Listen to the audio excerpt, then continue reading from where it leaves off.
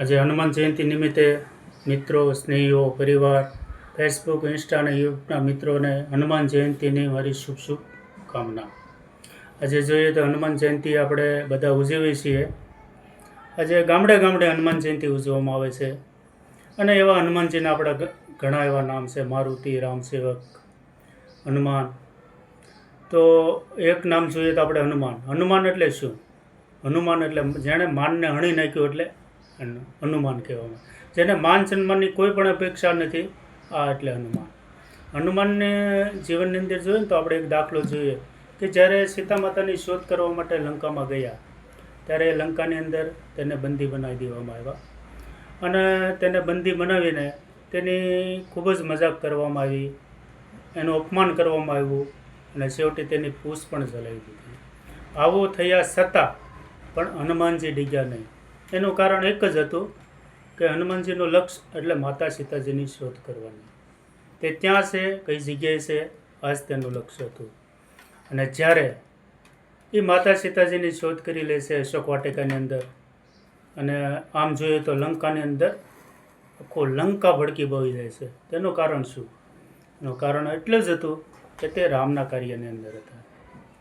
રામના કાર્યની અંદર જે પણ લોકો હોય છે તેને સંકટ તો આવવાનું છે. ઘડીક ક્ષણભર પણ સંકટ તો રહેશે જ, પણ એ સંકટ જે દેનારા હશે તેનું વળતર તેને જ ભોગવવું પડશે. આ માટે હનુમાનજીએ જીવનની અંદર અગણિત એવા પરાક્રમો કર્યા કે એને કોઈ ગણી ન શકાય એવા હનુમાનજીએ રામના કાર્ય કર્યા. પણ કોઈ દિવસ તેણે માન ન મેળવ્યું, ન સન્માન માટે, ન કોઈ બિરુદ માટે તેણે કામ કર્યું. કેવલ ને કેવલ નિસ્વાર્થ માટે હનુમાનજી રામનું કાર્ય કરતા રહ્યા. તો આજે મિત્રો હનુમાન જયંતિ છે અને હનુમાન જયંતિ નિમિત્તે આપણે હનુમાનજી પાસે એટલું જ માગીએ કે હનુમાનજી, અમે તમારી જેટલો મોટો કૂદકો તો ન મારી શકીએ, પણ નાની ઉછળ કૂદ તો કરી શકીએ ને.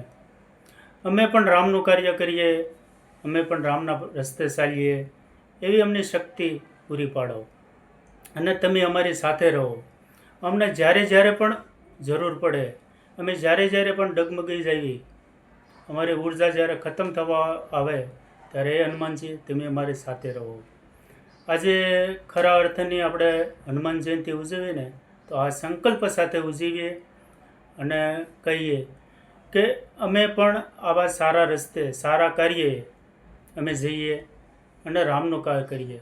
અમને અમારા જીવનમાંથી માન સન્માન કે બિરુદની કોઈ એવી આશા ન રહે. જેવી રીતે તમારું જીવન હતું એવી રીતે અમારું જીવન પણ બને, આવી આપણે અપેક્ષા કરીએ હનુમાનજી પાસે. અને આવી રીતે આપણે હનુમાનજીને ખરા અર્થની તેની ઉજવણી કરીએ, હનુમાન જયંતિની. અને દાદા પાસે એટલું જ માગીએ કે અમે જે પણ કાર્ય કરીશું, જે પણ કરશું, તમારા શરણોની અંદર અમે સમર્પિત કરશું. તો અમને પણ આવા રામના કાર્યની અંદર, સત્ય માર્ગની અંદર, ધર્મના માર્ગની અંદર ચાલવા માટે અમને શક્તિ પૂરી પાડો. અમને અહંકાર ન આવે, ઘમંડ ન આવે.